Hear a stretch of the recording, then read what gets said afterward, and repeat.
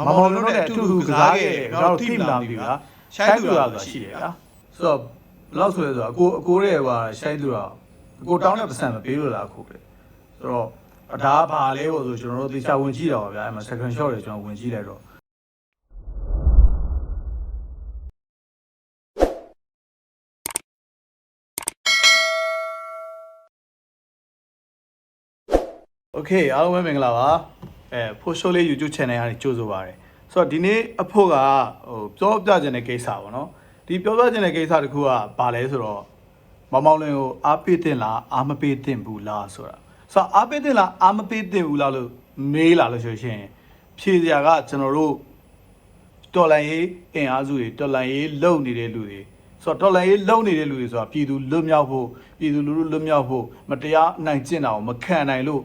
စန့်ကျင်နေတဲ့ပြည်တွင်းပြည်ပနေရာဒေသအသီးသီးကထောင်ထဲကကွယ်ဆုံးမသွားခဲ့တဲ့ကျွန်တော်တို့ရဲဘော်ရဲဘက်တွေအဲ့လူတွေအများကြီးပါတယ်ဆိုတော့အဲ့လူတွေကတော့အားမပေးသင့်ဘူးဗျနော်ဘာလို့အားမပေးသင့်လဲဆိုတော့ကျွန်တော်ပြောပြမယ်စီဒီယန်လှုပ်ချင်းမလှုပ်ချင်းဆိုတဲ့ဟာကခဏထားပါနော်ဘာလို့ခဏထားလို့ပြောရတယ်ဆိုတော့စီဒီယန်မှာလည်းကျွန်တော်တို့ကနန်းစီဒီယန်ဆိုတဲ့ကိစ္စမှာလည်းသူတို့မှာအခက်အခဲအကျက်တဲတွေရှိတာတွေကျွန်တော်တို့ကနားလည်ပေးလို့ရတဲ့အနေအထားရှိတဲ့အခန်းကဏ္ဍတွေမှာတာဝန်ထမ်းဆောင်မှုတွေမှာတို့ပေမဲ့ခုနကစစ်တိုက်နေတဲ့ကောင်တွေ CDM မလုပ်တဲ့ကိစ္စကျွန်တော်တို့ပြောရလိမ့်မယ်ဆိုတော့နိုင်ငံတော်နဲ့ချီပြီးတော့လုပ်တဲ့အလုပ်တွေကဆိုတော့ဒီစစ်ဆိုးရရဲ့လက်အောက်မှာအမှုထမ်းတာဘယ်လောက်ထဲထဲဝင်ဝင်အမှုထမ်းသလဲဆိုတာဟာမျိုးကြည့်မှာပေါ့နော်ဆိုတော့ပြောရင်ဒါမမောင်လွင်ပေါ့ဗျာမမောင်လွင်ကြတော့ဒါ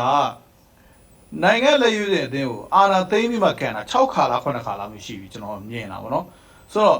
အဲ့ဒါအပြင်အခုဒီမန်ယူနဲ့တော့ကန်တဲ့ပွဲပေါ့နော်ဒါကလည်းနိုင်ငံကိုစားပြုပဲလေဆိုတော့ကန်တာပေါ့နော်ဆိုတော့ဒါကကြတော့ဟိုအာဆီယံနဲ့ပတ်သက်လို့ပြောရမှာဆိုရင်အာဆီယံမှာ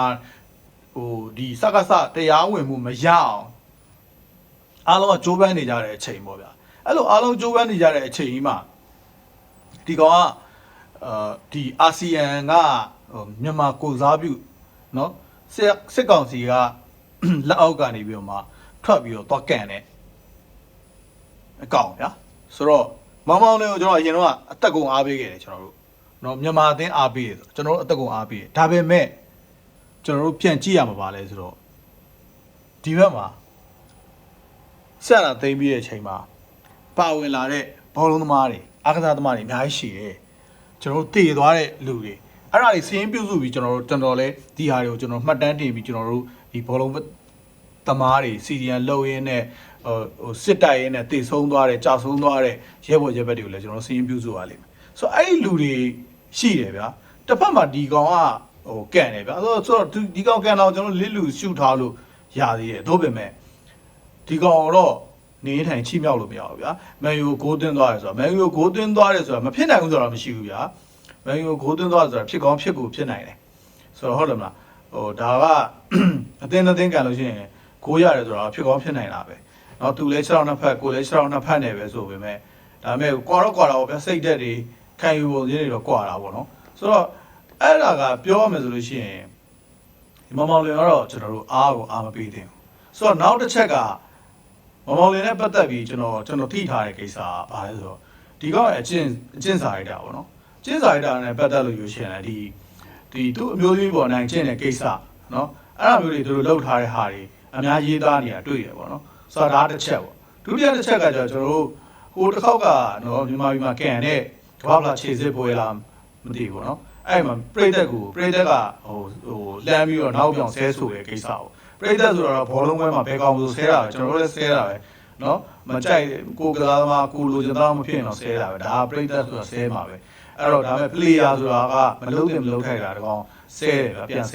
ျပြန်ဆဲပြီးတော့ဒီကောင်တောင်းပန်လားဆိုတော့တောင်းပန်တယ်ဗျတောင်းပန်ဆိုဘယ်လိုချိန်ခါရောက်မှတောင်းပန်လဲဆိုတဲ့အတိုင်းတော့ရှိတယ်ပေါ့ဗျဆိုတော့အဲ့မှာဗျသူဟိုဝင်ပြီးတော့ comment တွေရေးနေတယ်သူပိတ်မှာရေးနေတဲ့ဟာတွေကိုသူပြန်ပြီးတော့ reply ပြန်လာတယ်မှာရန်စမ်းနေပြန်တယ်ပြီးကြမှာကျွန်တော်စိတ်ကခံမတင်လို့ဘာညာဆိုပြီးပြန်လုပ်တယ်ဒါကလုံးဝ professional ကစားသမားတယောက်အနေနဲ့မဖြစ်တဲ့ကိစ္စဗျဆိုတော့ဒါကလည်းဒီလိုရိုင်းပြမှုကိုဒုတိယချက်တတိယတစ်ချက်အနေနဲ့ပြောမယ်ဆိုလို့ရှိရင်အဲ့လိုတွေဖြစ်တဲ့အချိန်မှာလူတွေကမမောင်လင်ကိုအားလုံးစိုက်မိတယ်စိုက်ပြီးတော့ကျွန်တော်တို့မိတ်ဆွေကြောက်ပါပဲ data like as ဆိုပြီးတော့ဒီ CDM လောက်ထားတဲ့ ဘောလုံးသမားတွေနဲ့ဒီဘက်ကမောင်မောင်လွယ်နဲ့ဟိုကောင်မလေးဗာလဲမိထက်လူနဲ့အဲ့ညောက်ကိုပုံကိုတွဲပြီးတော့လားဒီမှာကြည့်ဒီပုံပေါ့ဗျာအဲ့ဒီပုံကိုကြည့်ပြီးတော့သူတို့အဲ့ပုံကိုတင်လိုက်တယ်ပေါ့ဗျာတင်လိုက်တဲ့အချိန်မှာ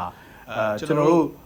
သူတို့နဲ့မောင်မောင်လွယ်နဲ့အတူတူကစားခဲ့တယ်ကျွန်တော်တို့သိမလားမသိဘူးဗျာရှိုင်းသူရဆိုတာရှိတယ်ဗျာရှိုင်းသူရကစားသိမှာပေါ့နော်ရှိုင်းသူကနံပါတ်9ဝေးပြီးကန်တဲ့ကစားသမားဗျာဆိုတော့အဲ့ဒီကစားသမားကသူကစီပြန်လောက်ထားတာဗျာ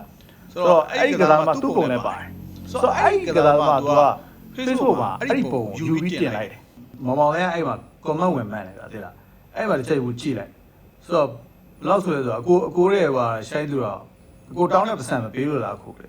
ဆိုတော့ဒါကဘာလဲပေါ့ဆိုကျွန်တော်တို့သေချာဝင်ကြည့်တော့ဗျာအဲ့မှာ second shot တွေကျွန်တော်ဝင်ကြည့်လိုက်တော့ဘာလဲဆိုတော့ဒီရှိုင်းသူကဒီစီရီယံလောက်ပြီးတော့ထိုင်းကိုလာတဲ့အချိန်မှာသူအကူကြီးတောင်းတာကသူကငွေကြေးအကူကြီးတောင်းတာဆိုတော့တောင်းတာလည်းအများကြီးမဟုတ်ဘတ်1000တောင်းတာ1000လောက်